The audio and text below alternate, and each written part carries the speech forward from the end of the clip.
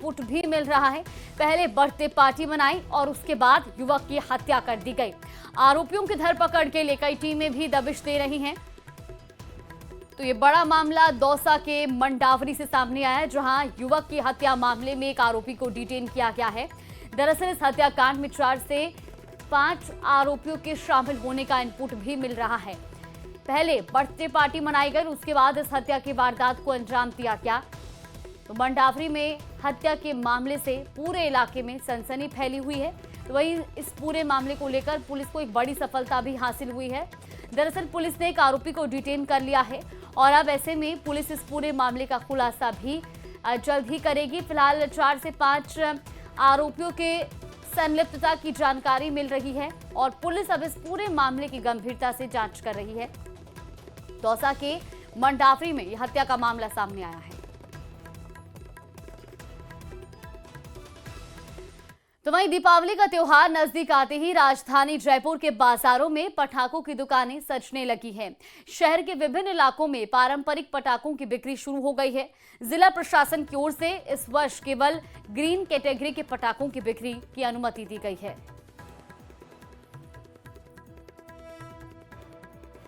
खास तौर पर आतिशबाजी का जोर रहता है। बाजारों के अंदर आतिशबाजी की खास रौनक देखने को मिल रही है। जो बाजार हैं इनमें कई तरह के पटाखे इस वक्त आ चुके हैं। आप देख सकते हैं कि राजधानी जयपुर में कई तरह की फुलझड़ियाँ, यहाँ पर जो फव्वारे होते हैं उनके लिए खास तरह के अनार जो पारंपरिक तौर पर जयपुर में ही बनाए जाते हैं। जयपुर के खास कारीगर इन पटाखों को बनाते हैं और गुलाबी नगरी में जो दिलकश आतिशबाजी देखने को मिलती है वो बहुत ख़ास होती है। बाज़ारों में जयपुर ज़िला कलेक्टर ने लाइसेंस जारी कर दिया और उसके बाद में आप देख सकते हैं कि यहाँ पर सिर्फ ग्रीन पटाखे बेचने की ही इजाज़त दी गई है, जिसमें जो ग्रीन कैटेगरी के हैं, जो लिमिट के अंदर हैं, उन्हीं को बेचने दिया जाएगा। कुछ जो बाज़ार के अंदर पटाखों के विक्रेता हैं वो हमारे साथ में मौजूद हैं। बातचीत करते हैं। सर, किस तरह के हालात हैं और कैसा है इस बार आतिशबाजी का बाज़ार, क्या क्या ख़ास है? भारत में बने हुए पटाखे ही बिकेंगे और चाइना का माल कुछ नहीं मिलेगा। दूसरा ये है कि लास्ट के 3 दिन पटाखे का जोर रहता है और बाकी व्यापार बढ़िया है।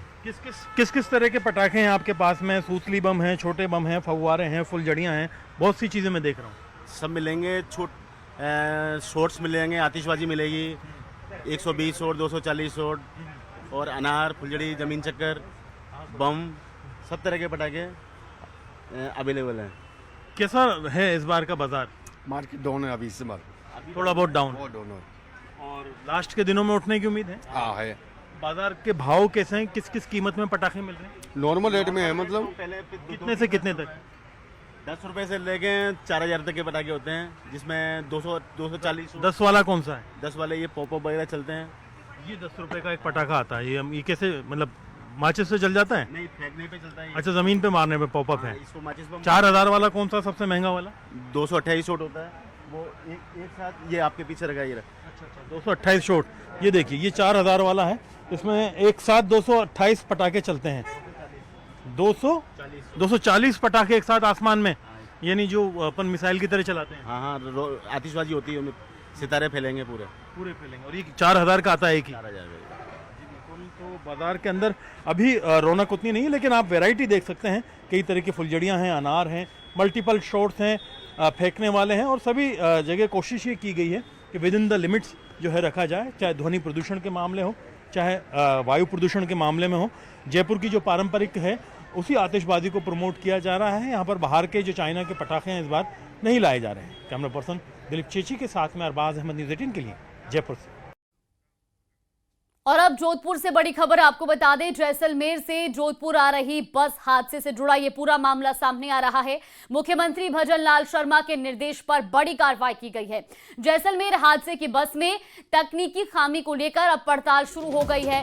कल 1 दर्जन से ज्यादा अधिकारियों की टीम ने धावा बोला और इसी बस को बनाने वाले जैनम कोच के कारखाने पर धावा बोला गया। प्रादेशिक परिवहन अधिकारी के नेतृत्व में ये बड़ी कार्रवाई की गई। तो अब जोधपुर से बड़ी जानकारी आपको बता रहे। दरअसल इस पूरे मामले को लेकर अब खुद मुख्यमंत्री पल पल की मॉनिटरिंग कर रहे हैं और निर्देश दिए जा रहे हैं। जैसलमेर से जोधपुर आ रही बस हादसे मामले से जुड़ी अब ये बड़ी अपडेट आपको बता रहे, जहां मुख्यमंत्री भजन लाल शर्मा के निर्देश पर बड़ी कार्रवाई की गई है। जैसलमेर हादसे की बस में दरअसल तकनीकी खामी को लेकर अब पड़ताल शुरू की गई है और ऐसे में कल 1 दर्जन से अधिक अधिकारियों की टीम ने दबिश दी, धावा बोला और इस बस को बनाने वाले जैनम कोच के कारखाने पर पहुंची, जहां पर अब इस पूरे मामले की पड़ताल भी शुरू की जा रही है, क्योंकि ये बस मॉडिफाइड थी और यही एक सबसे बड़ी वजह भी रही कि ये इतना बड़ा हादसा हुआ। अब इस पूरे मामले की जांच भी गंभीरता से की जा रही है। खुद मुख्यमंत्री भजनलाल शर्मा इसको लेकर के सख्त दिखाई दे रहे हैं और उन्होंने अधिकारियों को सख्त निर्देश भी दिए हैं। प्रादेशिक परिवहन अधिकारी के नेतृत्व में ये बड़ी कार्रवाई की गई। तो बस में तकनीकी खामी को लेकर अब पड़ताल शुरू हो गई है। कल भी 12 से ज्यादा अधिकारियों ने उसी कारखाने में दबिश दी और धावा बोला जहां पर इस बस को मॉडिफाई किया गया था और अब इस पूरे मामले की हर एंगल से जांच की जा रही है। लेकिन क्योंकि सबसे बड़ी वजह इस हादसे के पीछे यही थी कि इस बस को मॉडिफाई कराया गया था और इसी के चलते इसमें तकनीकी खामियां थी और जिसके चलते ये हादसा हुआ। जब आगजनी हुई तो इस बस के दरवाजे तक नहीं खुले, जिससे लोग अंदर ही झुलस गए। अब इस मामले में जो कार्रवाई है वो और भी तेज कर दी गई है। जैसलमेर में बस हादसे के बाद बांसवाड़ा में भी परिवहन विभाग नींद से जागा है। बुधवार रात को बांसवाड़ा से जयपुर और अहमदाबाद रूट पर संचालित करीब 20 से अधिक बसों का औचक निरीक्षण किया गया। जांच के दौरान कई बसों में फायर सेफ्टी उपकरण नहीं मिले तो कुछ में इमरजेंसी दरवाजे तक नहीं खुले। जिला परिवहन अधिकारी पंकज शर्मा ने बताया कि जिन बसों में सुरक्षा मानकों की कमी पाई गई है उनके परमिट निरस्त किए जाएंगे और संबंधित संचालकों पर विभागीय कार्रवाई होगी। शर्मा ने यह भी कहा कि यात्रियों की सुरक्षा सर्वोच्च प्राथमिकता है, इसीलिए विभाग की टीमें लगातार प्रमुख मार्गों और चौराहों पर बसों का निरीक्षण कर रही हैं और अनियमितता मिलने पर तत्काल कार्रवाई भी की जाएगी। फिलहाल ये तस्वीरें भी आपको दिखा रहे हैं ग्राउंड जीरो से। ये तस्वीरें सामने आ रही हैं जहां इस बस हादसे के बाद अब किस तरीके से प्रशासन जो है सजग है वो आप इन तस्वीरों में देखिए। सभी गाड़ियों का चेकिंग अभियान चल रहा है। हमारी पूरी टीम इसके साथ लगी हुई है। हम जो भी वाहनें नॉर्म्स के अनुसार नहीं बनी हुई हैं उनके खिलाफ कार्रवाई करेंगे। उनके परमिट, फिटनेस और आरसी कैंसिलेशन की कार्रवाई करेंगे। भविष्य में फिटनेस उसी आधार पर बनाई जाएगी जब वो नॉर्म्स पूरे करके तैयार होकर बस आएगी, अन्यथा फिटनेस नहीं बनेगी। जयपुर में हुए बस हादसे के बाद बांसवाड़ा आरटीओ भी सतर्क मोड पर है, जहां लगातार आरटीओ विभाग द्वारा जो प्राइवेट बसें हो उनकी चेकिंग कर रही है। जहां कमियां पाई जा रही है उसको सुधारने के निर्देश भी दिए जा रहे हैं। आप पीछे तस्वीर देख सकते हैं जहां एक प्राइवेट बस है उसको आरटीओ डिपार्टमेंट द्वारा हर तरीके से जाँच की जा रही है। जहाँ उनमें अगर कमियाँ पाई गई उसको सुधारने के निर्देश भी दिए जा रहे हैं। हमारे साथ आरटीओ अधिकारी पंकज जी शर्मा है, उनसे हम जानेंगे कि जो जोधपुर में हादसा हुआ उसके बाद आप किस तरह अलर्ट मोड पर हैं। सभी भी जो प्रकार के व्हीकल्स हैं, बस पैसेंजर व्हीकल, उनकी चेकिंग की जा रही है। नॉर्म्स के आधार पर नहीं है तो उनके फिटनेस कैंसिल और परमिट कैंसिल और आरसी कैंसिलेशन की कार्रवाई करेंगे। एक सर, लगातार जो बसों में एग्जिट को लेकर दिक्कत होती है कि एग्जिट जो 4 होने चाहिए, लगातार बसों में 2 हैं और 1 है, उस पर किस तरह आप कार्रवाई करेंगे? अभी वही तो चेक कर रहे हैं हम, वही देख रहे हैं कि इनमें एग्जिट कितने हैं, नॉर्म्स के अनुसार हैं या नहीं है। तो जब उनमें नहीं पाए जाएंगे तो उसकी फिटनेस और आरसी कैंसिलेशन और परमिट कैंसिलेशन की कार्रवाई की जाएगी। अब तक सर ऐसी कोई गाड़ी मिली जिसमें कमी पाई और जिसका आपने कैंसिल किया परमिट? अभी चेकिंग चल रही है। हम जब मैकेनिकल रिपोर्ट तैयार कर रहे हैं, कल सुबह उनकी फिटनेस कैंसिल करेंगे जो भी गाड़ियाँ नॉर्म्स के अनुसार नहीं पाई गई हैं उनकी। जी बिल्कुल, सर का कहना है कि जो जिसमें फिटनेस नहीं पाई गई और अन्य चीज़ें नहीं मिली है उसका हम कैंसिल कर देंगे। और चलिए आपको सीधा जयपुर लिए चलते हैं जहां पर केंद्रीय रेल मंत्री अश्विनी वैष्णव पहुंचे हैं। रेलवे स्टेशनों पर यात्री सुविधाओं का लोकार्पण कार्यक्रम है। उत्तर पश्चिमी रेलवे पर यात्री सुविधाओं का विस्तार किया गया है। तस्वीरें आपको दिखा रहे हैं। मंच पर मौजूद हैं केंद्रीय रेल मंत्री अश्विनी वैष्णव। रेल मंत्री अश्विनी वैष्णव आज यहां से 65 छोटे और मध्यम स्टेशनों पर नए प्लेटफॉर्म उन्नयन और एकीकृत यात्री सूचना प्रणाली का लोकार्पण कर रहे हैं। ये तस्वीरें आपको दिखा रहे हैं जहां पर उनका स्वागत अभिनंदन किया जा रहा है और इसी मंच से आज ये शुरुआत जो है वो की जाएगी। रेल मंत्री अश्विनी वैष्णव जयपुर पहुंचे हैं। तस्वीरें आपको दिखा रहे हैं, लाइव तस्वीरें मंच से उनके साथ वहाँ पर तमाम नेता भी मौजूद हैं, नेता और अधिकारी वहाँ पर मंच पर मौजूद हैं। और जयपुर असारवा ट्रेन के एसी श्रेणी के यात्रियों को रिटर्न कंबल कवर देने की भी शुरुआत की जाएगी। इसके साथ ही खातीपुरा रेलवे स्टेशन पर ये कार्यक्रम जो है वो रखा गया है। तस्वीरें आपको दिखा रहे हैं। कार्यक्रम में जयपुर शहर सांसद मंटू शर्मा, राज्यसभा सांसद घनश्याम तिवाड़ी, विधायक कैलाश वर्मा भी उपस्थित हैं। और ये तस्वीरें आपको लगातार दिखा रहे हैं कार्यक्रम स्थल से। तो खातीपुरा रेलवे स्टेशन पर ये कार्यक्रम आयोजित किया गया है और आज इसी कार्यक्रम स्थल से, इसी मंच से कई सुविधाएं जिनका आज से शुभारंभ किया जाना है, यात्रियों को सुविधाएं मिलेंगी। इसके अलावा लोकार्पण कार्यक्रम और उत्तर पश्चिमी रेलवे पर यात्री सुविधाओं का विस्तार आज किया गया है। 65 छोटे और मध्यम स्टेशन पर नए प्लेटफॉर्म उन्नयन और एकीकृत यात्री सूचना प्रणाली का लोकार्पण किया जा रहा है। और इसी के साथ ये तस्वीरें सामने आ रही हैं। जयपुर असारवा ट्रेन के एसी श्रेणी के यात्रियों को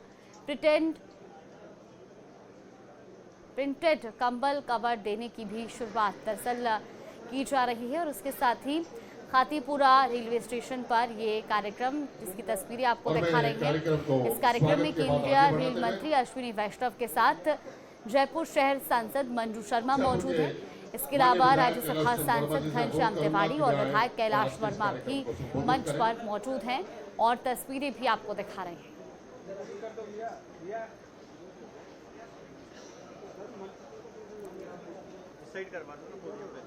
तो स्टेशनों पर यात्रियों को अब सुविधाओं का लाभ मिलेगा, क्योंकि आज कई जो सुविधाएं हैं जिससे यात्रियों का सफर और सुगम हो सके, उसका लोकार्पण किया गया है। रेल मंत्री अश्विनी वैष्णव वहां पर मौजूद और उनके साथ मंच पर विधायक और सांसद भी मौजूद हैं। तस्वीरें भी आपको दिखा रहे हैं। तो कार्यक्रम में जयपुर शहर सांसद मंटू शर्मा, राज्यसभा सांसद घनश्याम तिवाड़ी और विधायक कैलाश वर्मा मौजूद हैं। तस्वीरें सामने आ रही हैं। प्रौद्योगिकी मंत्री आदरणीय अश्विनी वैष्णव साहब, आप गैंगस्टर गोल्डी और गोदारा गैंग का खासम खासपुर का अमित शर्मा धर दबोचा क्या है। श्रीगंगानगर के गांव 15Z का रहने वाला अमित शर्मा उर्फ सुल्तान यूं तो साधारण से परिवार से ताल्लुक रखता है, लेकिन वो खुद लॉरेंस के खजांची के नाम से जाना जाता है। इस वक्त अमित शर्मा कैलिफोर्निया की जेल में बंद है। ऐसे में न्यूज 18 अमित शर्मा के घर तक पहुंचा, उसके परिजनों से बात की और जाना आखिर कैसे श्रीगंगानगर के साधारण से परिवार से निकला अमित शर्मा मोस्ट वांटेड बन गया। ये रिपोर्ट देखिए।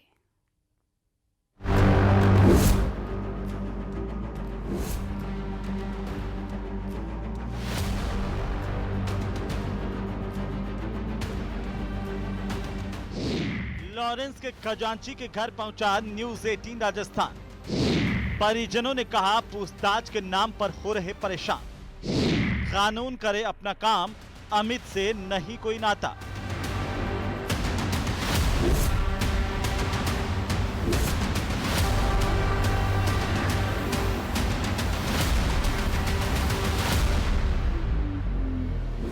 ऐसे समय में जब अपराध की दुनिया में गैंग का खजांची माने जाने वाला अमित शर्मा अमेरिका की कैलिफोर्निया जेल में बंद है और उसे भारत प्रत्यर्पित कराने की प्रक्रिया शुरू होने वाली है, तब श्रीगंगानगर का एक छोटा सा गांव 15Z अचानक से सुर्खियों में आ गया है। अमित शर्मा उर्फ जैक पंडित उर्फ सुल्तान श्रीगंगानगर के गांव 15Z का रहने वाला है और अभी हम उस समय गांव 15Z में ही मौजूद हैं। ये अमित शर्मा का घर है। हम आपको अमित शर्मा के घर की तस्वीरें दिखाएंगे। इस छोटे से गांव से जरायम की दुनिया का वांटेड बनने तक का अमित शर्मा का सफर बेहद चौंकाने वाला है। मटिली राटान गांव का अमित साल 2021 में दुबई भाग गया था। दुबई से स्पेन होते हुए ये गुंडा डंकी रूट के जरिए अमेरिका पहुंच गया। विदेश जाकर इस गुंडे अमित ने पहचान छिपाने के लिए कई नाम अपनाए। जय, सुल्तान और डॉक्टर, पंडित और अर्पित जैसे कई नाम रखे। गैंग के फाइनेंस का बड़ा ऑपरेटर बन गया। लॉरेंस से लेकर रोहित गोदारा और गोल्डी बराड़ तक का ये मददगार गुर्गा रहा। इस गुर्गे अमित शर्मा के विदेशी नेटवर्क का विस्तार अमेरिका, कनाडा, स्पेन और दुबई तक फैला हुआ है। पुलिस को शक है कि इसके जरिए विदेशों में बैठे गैंगस्टर्स को लगातार फाइनेंशियल सपोर्ट मिल रहा था। न्यूज 18 राजस्थान से बातचीत में गैंगस्टर अमित शर्मा के बड़े भाई विकास शर्मा ने बताया कि पिछले 5-6 सालों से अमित शर्मा का उनसे कोई संपर्क नहीं हुआ है। विकास जी, आपको जानकारी है कि अमित अमेरिका में गिरफ्तार हो गया है? नहीं सर, हमको अभी पता नहीं है। और हमें 5-6 साल हो गए, उनसे कोई संपर्क नहीं है। हमें यहाँ परेशान किया जाता है, रोज पुलिस आती है, रोज पूछताछ करती है और चली जाती है। अच्छा, पिछले 5-6 सालों से संपर्क में ही नहीं है वो? नहीं जी। कोई फ़ोन नहीं, कोई वीडियो कॉल नहीं, कोई मैसेज नहीं? नहीं, कुछ नहीं। मेरा मोबाइल तो पुलिस थाने में भी है। अच्छा। मेरे साथ कोई संपर्क नहीं है, ना मेरे माँ बाप का है, किसी का भी नहीं है। परिजन बताते हैं कि गुंडा अमित शर्मा और जैक पंडित 12वीं तक पढ़ा लिखा है। अमित का बाप राजकीय कर्मचारी जबकि उसकी मां गृहिणी है, तो वहीं अमित शर्मा का बड़ा भाई विकास गांव समेत आसपास के मंदिरों में पुजारी का काम करता है और अपने परिवार का गुजर बसर करता है। हमसे पूछताछ करती है, मेरे को बिना बताए, बिना लेटर दिए मेरे को ले जाते हैं। वजह क्या रहती है? ये पूछताछ, अमित के बारे में पूछताछ करना। हमको पता नहीं है वो कहाँ है, कहाँ रहता है, कोई पता नहीं है हमको, तो ही हमें परेशान करते हैं। नामी गिरामी गैंगस्टर्स के साथ काम करने वाला ये अमित शर्मा और जैक पंडित, जिसका परिवार बेहद साधारण परिस्थितियों में जीवन यापन कर रहा है। परिजनों का कहना है कि अमित शर्मा के आपराधिक कृत्यों की वजह से श्री गंगानगर पुलिस उनसे बार बार पूछताछ करती है, थाने बुलाती है, जिससे वो परेशान है। अमित शर्मा के परिजनों ने कहा कि अमित के अपराधों की सजा उसे मिलनी ही चाहिए और अब उनका अमित शर्मा से कोई वास्ता नहीं है।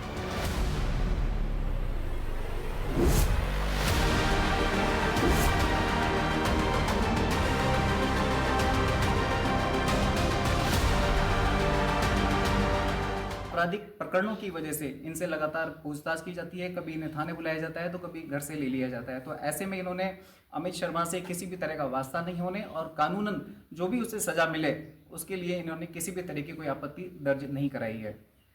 अशोक शर्मा, न्यूज़ 18, अमित शर्मा के गांव 15 जेड से श्री गंगानगर। और अब इसी बीच बड़ी खबर आपको अलवर से बता दें, खाद्य सुरक्षा विभाग की बड़ी कार्रवाई देखने को मिली है। घी से भरे लोडर को टीम ने रुकवाया तो घी की गुणवत्ता पर संदेह होने पर नमूने लेकर जांच की जा रही है। घी से भरे लोडर को भी मौके पर ही जब्त कर लिया गया है। इसमें 14 कैन में करीब 475 किलो घी भरा हुआ पाया गया। जब संदेह हुआ है तो इसके नमूने भी लिए गए हैं और सैंपल के लिए भेजे गए हैं। ये बड़ी खबर सामने आ रही है। इस वक्त की बड़ी जानकारी अलवर से, घी से भरे लोडर को मौके पर ही जब्त कर लिया गया है। तो लगातार त्योहारों के मद्देनजर खाद्य सुरक्षा विभाग अब चप्पे चप्पे पर जहां छापेमार कार्रवाई कर रही है और संदेह होने पर नमूने भी लिए जा रहे हैं। तस्वीरें आपको दिखा रहे हैं, देखिए करीब 14 ये कैन हैं जिनमें 475 किलो घी भरकर ले जाया जा रहा था। इनकी सैंपलिंग की गई है और जांच के लिए भेजे गए हैं। अब जांच की रिपोर्ट्स आने के बाद ही आगे की कार्रवाई की जाएगी। फिलहाल संदेह होने पर सैंपलिंग ली गई है। घी की गुणवत्ता पर संदेह होने पर नमूने लेकर जांच के लिए भेजे गए हैं। इस वक्त की बड़ी खबर, इस घी से भरे लोडर को भी जब्त कर लिया गया है और साथ ही 14 कैन में करीब 475 किलो घी जो भरा हुआ था उनके सैंपल्स निकाले गए हैं। इस वक्त की बड़ी खबर, खाद्य सुरक्षा विभाग टीम की बड़ी कार्रवाई देखने को मिली है। तो अलवर से बड़ी खबर आपको बता रहे, जहां खाद्य सुरक्षा विभाग ने एक और बार एक बड़ी कार्रवाई को अंजाम दिया है। दरअसल एक लोडर जिसमें कि करीब 475 किलो घी कैन में भरकर ले जाया जा रहा था, वहां पर संदेह होने पर घी के नमूने लिए गए और उनको जांच के लिए भेजा गया है। जांच की रिपोर्ट्स आने के बाद ये कार्रवाई भी की जाएगी। शिकायत के आधार पर यहाँ जेल चौराहा पर खड़ा हुआ, यहाँ से एक टेम्पो गुजर रहा था जिसमें करीब 14 कैन में 475 किलो घी भरा हुआ था, जिसको चख के देखने पर उसमें मिलावट की आशंका हुई। उस आशंका के आधार पर हमने उसमें से नमूना लिया। नमूना लेके 14 कैन को घी को जब्त करके और यहीं पर एक व्यापारी को बुला के उसकी सुरक्षित अभिरक्षा में रखवाया जा रहा।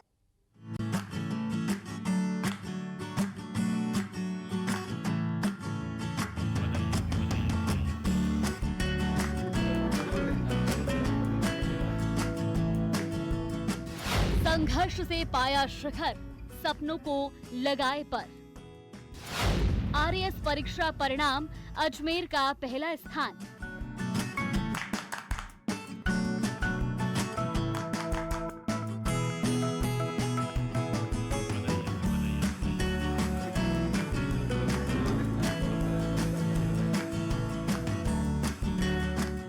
राजस्थान लोक सेवा आयोग ने आरएएस 2023 परीक्षा का अंतिम परिणाम जारी कर दिया है। इस प्रतिष्ठित परीक्षा में प्रदेश भर से लाखों अभ्यर्थियों ने हिस्सा लिया, लेकिन जो नाम सबसे ऊपर उभरे वो आज पूरे राजस्थान के लिए प्रेरणा बन चुके हैं। आयोग ने राज्य सेवा के 491 और अधीनस्थ सेवाओं के 481 पदों के विरुद्ध 2188 अभ्यर्थियों का साक्षात्कार हुआ था, जिनमें से 972 पदों के लिए आरएएस चयनित हुए। आयोग ने टॉप 10 की लिस्ट भी जारी की। पहले पायदान पर रहे टॉपर कुशल चौधरी, जिन्होंने दूसरे अटेम्प्ट में सेल्फ स्टडी का टॉप रैंक हासिल की। उन्होंने न्यूज 18 से खास बातचीत करते हुए माता पिता और बहन को सफलता का श्रेय दिया। अजमेर कडेल के डुंगारिया गांव के रहने वाले कुशल वर्तमान में राजकीय विद्यालय तबीजी में लैब असिस्टेंट के पद पर कार्यरत हैं और किसान परिवार से होने के बावजूद सीमित संसाधनों में सफलता हासिल की। इसका श्रेय मैं मेरे पेरेंट्स को, फैमिली को और साथ में जहाँ पे मैं अभी पोस्टेड हूँ उस शाला परिवार के स्टाफ को देता हूँ। उन्होंने सर मेरा पूरा सपोर्ट किया, हमेशा मोटिवेटेड किया मुझे स्टडी करने के लिए। उसके बाद सर मैंने लगातार प्रयास किया, अपनी तैयारी जारी रखी। आरएएस 2021 में मैंने अपना पहला अटेम्प्ट दिया था, उसमें मेरी जो 1038 रैंक आई थी, मुझे फाइनल सिलेक्शन उसमें मेरा नहीं हुआ था। उसके बाद आरएएस 2023 में ये मेरा दूसरा प्रयास था, इसमें से तो मेरी रैंक 1 आई है। तो वहीं दूसरे स्थान पर अजमेर की अंकिता पराशर रही और तीसरे स्थान पर किशनगढ़ के रलावता निवासी परमेश्वर चौधरी रहे। उन्होंने पहले लैब असिस्टेंट, फिर पुलिस उप निरीक्षक और आरएएस का सफर कंप्लीट किया। वर्तमान में परमेश्वर चौधरी नागौर पुलिस लाइन में एसआई पद पर कार्यरत है। उन्होंने कहा कि मैं इस सफलता एसआई के साथियों को समर्पित करता हूं। जो साथी मुझे बधाई दे रहे हैं उनको बहुत बहुत धन्यवाद, और जिन साथियों का नहीं हुआ उनके लिए मेरी आगे के लिए शुभकामनाएं।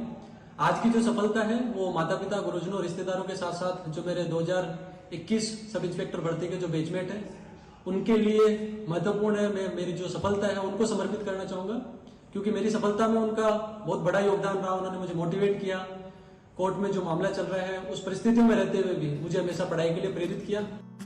चौथे स्थान पर झुंझुनू के रंजन कुमार शर्मा, पांचवें स्थान पर नागौर के विक्रम सिंह, छठे स्थान पर जयपुर की राशि कुमावत, सातवें स्थान पर नागौर की अंजनी कुमार, आठवें स्थान पर हनुमानगढ़ के प्रदीप सारण, 9वें स्थान पर नागौर के कमल चौधरी और 10वें स्थान पर बीकानेर के विकास सिहाग रहे।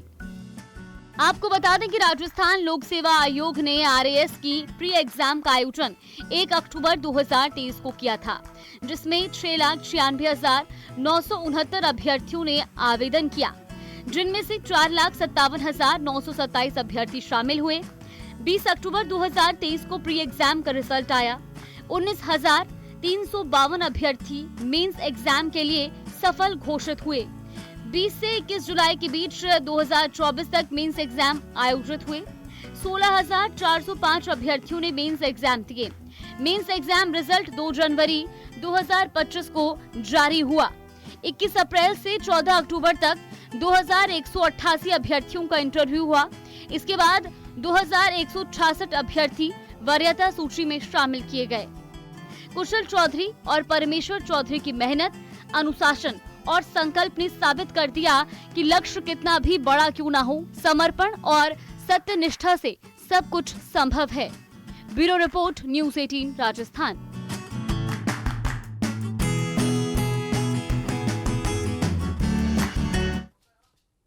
और वक्त तो चला एक छोटे से ब्रेक का। ब्रेक के उस पार